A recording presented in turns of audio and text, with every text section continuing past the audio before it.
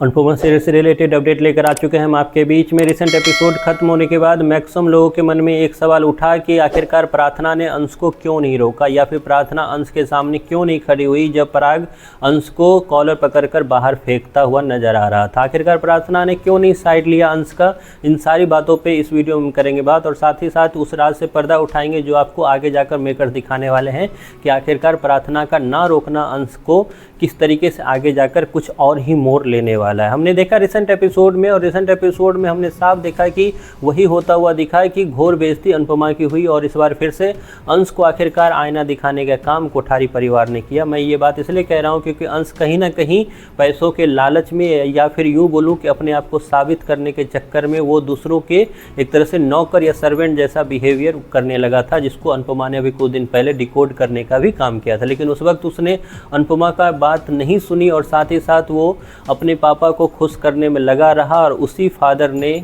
अनुपमा में किस तरीके से अंश का कॉलर पकड़ा और बाहर किया, और सेम टू सेम वही सीन आपको दोहराया गया जो कभी गौतम के साथ हुआ था। तो कहीं ना कहीं गौतम ने शाह परिवार से एक तरह से इनडायरेक्टली बदला तो ले लिया, लेकिन यहाँ सबसे सवाल पहले ये उठता है कि जो प्रार्थना सबसे लड़कर अंश के साथ गई थी, उस प्रार्थना के साथ अभी जब रिसेंट में ये सब कुछ हुआ, अंश के साथ ये सब कुछ हो रहा था, तो प्रार्थना ने आखिरकार क्यों नहीं बोला। इस चीज़ का पता आपको आगे जाकर एपिसोड में लगेगा कि कहीं ना कहीं कोठारी परिवार में अगर एक समझदार इंसान अभी आपको कोई दिख रहा है तो प्रार्थना ही है। प्रार्थना समझ रही थी, और प्रार्थना इससे पहले भी अंश को काफ़ी ज़्यादा बोलती हुई भी नजर आई आप लोगों को कि हमें यहाँ नहीं रहना चाहिए, हमें वापस जाना चाहिए। तो वहीं पे अंश उसको हर बार मना करता हुआ दिख रहा था, क्योंकि अंश के सर पर अलग ही भूत सवार था पैसे का। अब उस चीज़ में प्रार्थना लाख कोशिश करके भी अंश को रोक तो नहीं पा रही थी, लेकिन इतना ज़रूर था कि अंश का बेइज्जती प्रार्थना के सामने लगातार हो रहा था, और वहीं पे अंश जो है काफ़ी ज़्यादा गलत रूप से प्रार्थना को लेता हुआ जा रहा था। तो इन्हीं सब वजह से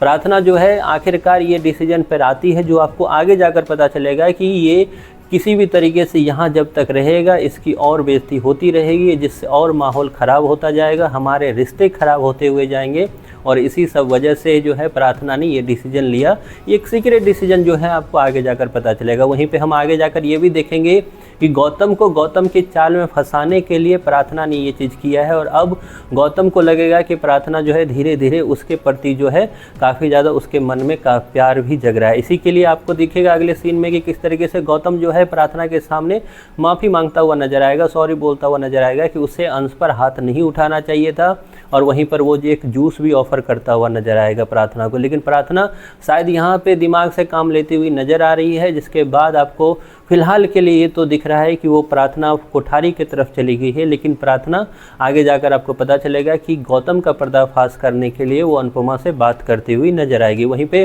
अंश और प्रार्थना का जो ये रिश्ता है ये टूटेगा नहीं, ये आगे आपको फिर से जुड़ता हुआ नजर आएगा। लेकिन क्योंकि मेकर्स को अभी कोठारी को टोटल अलग करना है, शाह परिवार को टोटल अलग करना है, तो उसे ये चीज़ करना है, और वही वो करते हुए नज़र भी आ रहे हैं। खैर, आपको कैसा लग रहा है रिसेंट एपिसोड के बाद, और ये स्टोरी जो आपको अनुपमा में लेटेस्ट दिखाई जा रही है, इस पर आपकी क्या राय है, कमेंट बॉक्स में ज़रूर बताएं।